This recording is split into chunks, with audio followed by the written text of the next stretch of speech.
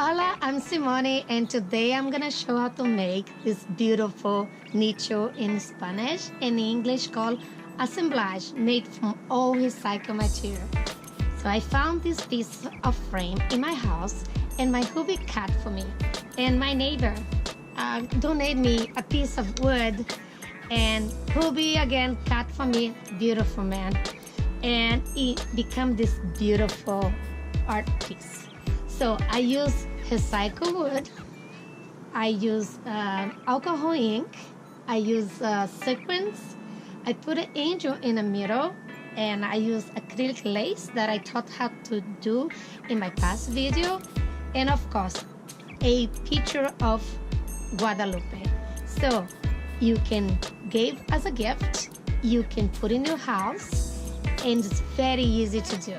So let's make Guadalupe Nicho. Thank you so much.